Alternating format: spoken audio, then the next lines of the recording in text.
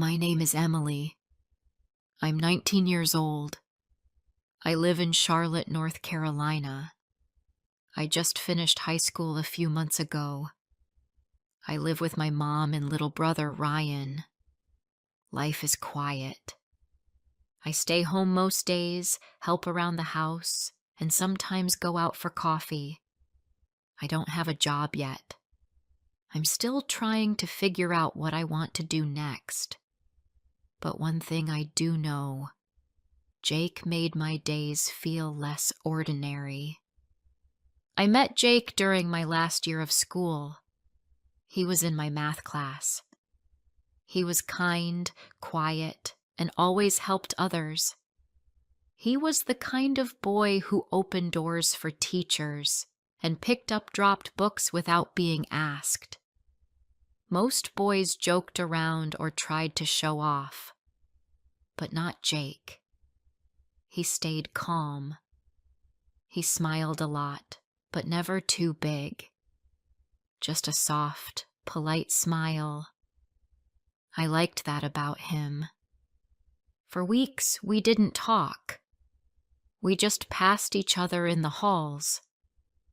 But then one afternoon in the library, I dropped my notebook. I bent down to pick it up, but he got to it first. "Here you go," he said. "Thanks," I replied, feeling a little shy. He noticed the book I was holding. "That one's good. Kind of sad, though," he added. I smiled and said, "I'll still read it." After that, we started talking more often. Little things at first. Homework, books, music. Then more. Sometimes we studied together in the school library. Sometimes we walked home part of the way. He didn't live far from me. One evening while walking, he told me something personal. "My dad moved to Texas," he said. "I live with my mom now." I nodded and said, "I live with my mom too. My dad left when I was small." He looked at me and said softly, "That must have been hard." I shrugged. "It's just how it is." He paused, then said, "You're stronger than you look." My heart felt warm after that. I kept hearing his words again in my head when I went to sleep that night. Over time, I started thinking about Jake more. He was gentle. He made me feel seen. I didn't know if he liked me the same way, but I wanted to be near him. I started waiting for his messages. I smiled more when he was around. I wasn't sure what it meant yet, but it felt like something real. Then came Rachel. Rachel was smart and very pretty. She wore nice clothes and always had perfect hair. She laughed a lot. People liked her. I had nothing against her, but something about her made me feel unsure. One day, I saw her talking to Jake. She touched his arm and laughed at something he said. He smiled back. It was a small moment, but it stayed with me. Later that week, I saw her sit beside him in the cafeteria. She gave him a juice bottle. He said thanks and opened it. They talked for a while. I sat at a different table and watched. I couldn't eat much. I felt something strange inside me. I didn't want to name it yet, but I felt it all the same. That evening, I messaged Jake. "Hey, want to go for a short walk after dinner?" He replied, "Sorry, I've got plans tonight. Maybe tomorrow?" I typed back, "No problem." But I didn't ask who the plans were with. I didn't want to sound like I cared too much. The next day, I saw him and Rachel walking together near the bookstore downtown. They were laughing. Again, that strange feeling came back. It was like a quiet pain, sitting just under my chest. I didn't say anything to Jake the next time I saw him, but later that night, he messaged me, "Can we talk tomorrow? Just us?" I said yes. We met at the small park near my house. The air was cool. The sky looked soft and gray. We sat on a wooden bench near the trees. "I saw you and Rachel," I said, trying to keep my voice calm. He nodded. "Yeah. She's been around a lot lately." "Do you like her?" I asked. Jake looked away for a second. Then he said, "She's nice, but I don't know what I feel right now." I looked down at my hands. "So why do you spend time with her?" He took a deep breath. "I guess I'm just tired. People expect things from me. Rachel wants things too. But it's hard to think sometimes." "I don't want anything from you," I said quietly. He looked at me. His voice softened. "I know. That's why I like being around you." I didn't say anything, but inside, my heart started to hope again. The next few days were confusing. Jake still messaged me, still talked to me at school, but he also spent time with Rachel. She started posting pictures on her social media. One was a photo of them sitting at a table together. She had written, "My favorite person." I stared at the photo for a long time. My stomach felt tight. I didn't know what they were. I didn't know what we were. I didn't ask him about it. I didn't want to seem jealous, but I was. A few days later, Rachel came up to me at lunch. She smiled. "Hey, Emily. I know you and Jake are close." I nodded, unsure of where this was going. "He's great," she said. "We've been hanging out a lot." Her smile didn't reach her eyes. Then she walked away. I sat there, unable to eat. I didn't know if that was a warning or just her way of telling me that I was too late. That evening, I went back to the park bench where I had talked to Jake. I sat alone, hoping he might come. But he didn't. The next morning at school, I saw him by the lockers. He looked tired. "You okay?" I asked. He gave a small smile. "Just thinking too much."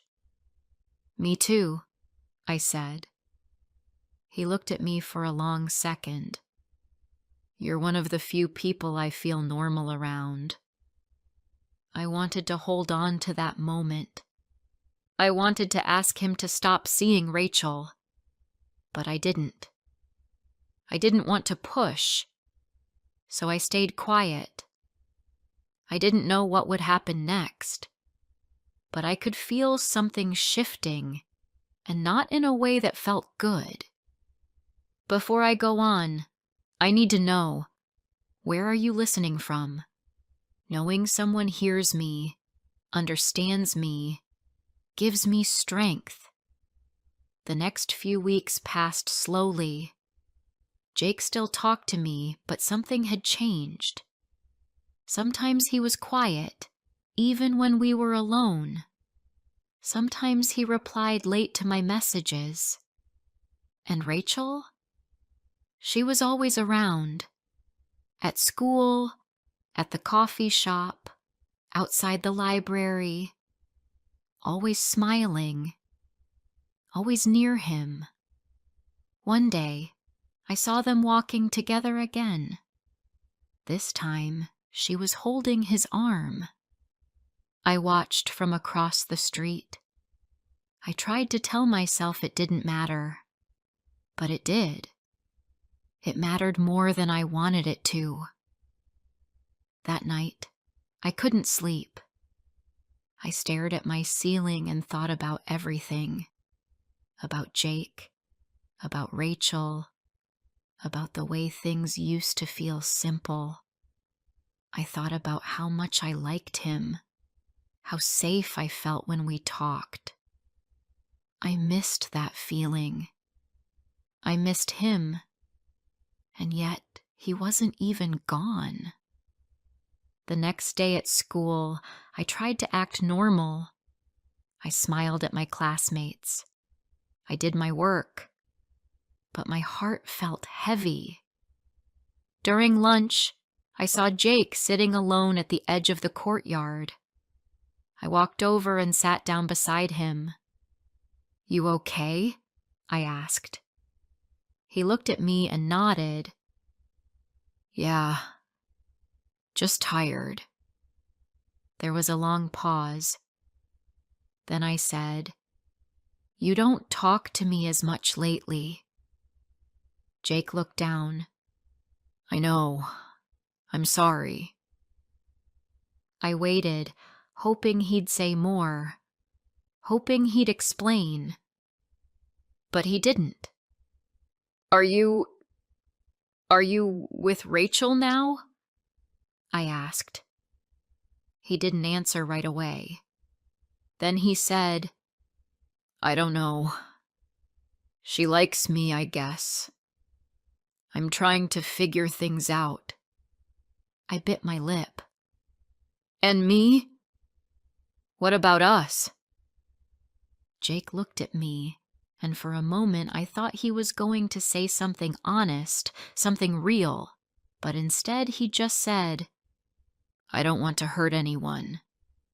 Those words hurt more than anything. I stood up. "You already are." I walked away before he could say anything else. Later that evening, I went to my favorite spot near the lake. It was quiet there. I sat on the bench and watched the water move. I thought about the past few months, about the library, about the park, about the way Jake made me feel when he said I was strong. It all felt far away now. The next day, I saw Rachel again. She smiled at me in the hallway. "Hey," she said like nothing was wrong. I didn't smile back. "You win," I said quietly. She tilted her head. "Win what?" "Jake," I said. "You got what you wanted." She laughed a little. "Is that what you think? That this is some kind of game?" I looked at her. "Isn't it?" Rachel didn't answer. She just walked away, her smile gone. After that, things got even colder. Jake stopped texting me. He didn't sit with me at lunch. He stopped walking my way after school. I tried not to care, but every day felt heavier than the last. Then one morning, something happened. Jake didn't come to school. At first, I thought he was sick, but then he didn't come the next day, or the day after that. By Friday, people were talking. Someone said he moved. Someone else said he just left town with his mom. No one seemed to know for sure. I checked my phone. No new messages. I sent one. "Hey, where are you?" No reply. I waited a few more days. Still nothing. Then one night, I saw his name pop up on my screen. Jake. I'm sorry I didn't say goodbye. We moved to Ohio. Things were too messy. I needed a break from everything. I stared at the message. My hands felt cold. I typed, "Why didn't you tell me?" He replied, "Because I didn't want to make it harder. I care about you. I care about Rachel too. But I couldn't choose. So I left." I didn't know what to say, so I didn't reply. That night, I sat in bed and cried.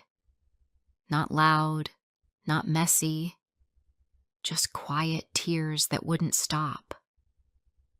I wasn't crying because I lost him. I was crying because there was never a choice. We both gave our hearts to someone who couldn't hold them. At school, people kept talking about Jake. Rachel didn't say much. She looked different now. Not happy, not proud, just quiet. We passed each other in the hall one afternoon. We didn't speak. We didn't smile. We were two girls who wanted the same boy, and neither of us got him. Later that week, I went back to the lake. The bench was empty. The wind was soft. I sat there and closed my eyes. I thought about what Jake said, that he couldn't choose. Maybe he was right. Maybe he wasn't ready for love. Maybe he never really loved either of us. Or maybe he did, but not enough. I took a deep breath and whispered to myself, "It's okay. You're going to be okay." And for the first time in weeks, I believed it. Jake left. Rachel lost. I let go. Sometimes love doesn't have a happy ending. Sometimes the person you want walks away. But that doesn't mean your story ends there. It just means a new chapter is waiting. Weeks passed. The weather got colder. Leaves turned red and gold. School felt different without Jake. His name came up less and less. People moved on. But I didn't forget him. Not yet. I still walked past the library where we first spoke. I still sat on our park bench sometimes. I didn't expect him to come back. I knew he wouldn't. But memories don't leave as quickly as people do. Rachel didn't talk to me again. She stopped smiling at school. She walked with her friends, but her face looked tired. One day, I saw her standing alone near the lockers. She looked at her phone, then put it away quickly. I knew that feeling, waiting for a message that never comes. We never said it out loud, but both of us had the same truth in our hearts. Jake left, and we were both just names in his story. One afternoon, I sat at the lake again. I watched the water move slowly. The sky was soft and gray. I remembered the last time Jake sat beside me. I remembered his quiet voice and the way he looked down when he didn't know what to say. He was never cruel. He was just unsure. Maybe that was worse. I pulled out my phone and read his last message again. I couldn't choose, so I left. I stared at those words. Part of me wanted to be angry, but I wasn't. I was just tired. I stood up and walked around the water. The air was cool on my face. For the first time, I felt something different. Not sadness, not pain, just peace. He was gone. And now, I could begin again. A few days later, I saw Rachel at the small bookstore near school. She was looking at the poetry section. I was just there to buy a notebook. I almost walked away, but then I saw her wipe her eyes. She turned and saw me. For a second, we just stood there, two girls with the same story. She walked up to me. Her voice was soft. "Do you still think I won?" I shook my head. "No. I think we both lost." She gave a sad smile. "I guess that's true." We didn't talk long, just a few words. But in that small moment, I didn't feel alone anymore. We both liked the same boy. We both gave him pieces of our hearts, and he left both behind. That night, I wrote in my notebook. I wrote about Jake, about what he meant to me, about how he made me feel strong, then confused, then invisible. I didn't write to send it to him. I wrote so I could stop carrying the weight in my chest. I started writing more after that. Not about Jake, about other things, dreams, plans, myself. I didn't know exactly what I wanted to do with my life, but I knew I had to start somewhere, so I did. One Sunday morning, I was at the cafe near the school. I saw someone from my old English class sitting at a table. His name was Noah. He smiled and waved. I waved back and sat a few tables away. He came over. "Hey," he said. "I haven't seen you in a while." "Yeah. Things got quiet after graduation." We talked for a little while, about books, about music, nothing deep, but it felt good to laugh. I didn't think about Jake while we talked, and that was something new. When I walked home later, I smiled to myself. Not because I liked Noah. I didn't. Not yet. But because I didn't feel broken anymore. I felt light. Free. A few days later, I heard someone at school say Jake posted pictures from his new town. He looked happy. Some people said he got a job. Others said he was starting college soon. I didn't look him up. I didn't want to know. I didn't need to. Rachel didn't ask about him either. She stopped posting pictures. She joined the art club. I heard she started painting again. As for me, I kept writing.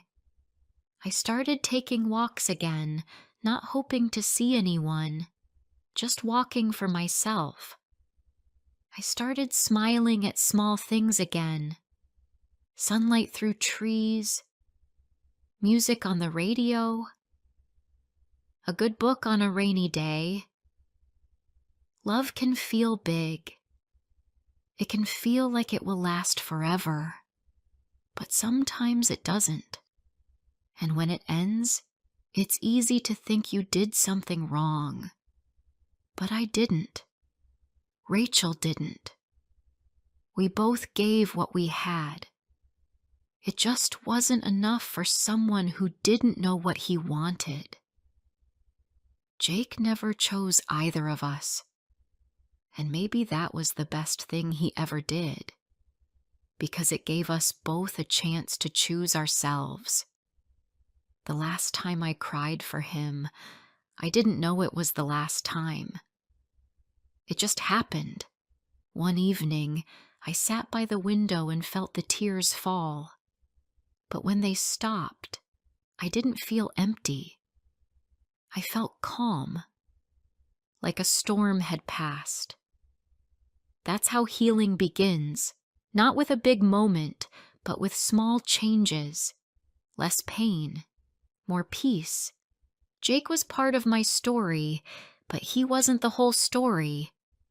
And now, it's my turn to write the rest. If this story touched your heart, don't forget to like, comment, and share. More emotional and inspiring stories are coming soon.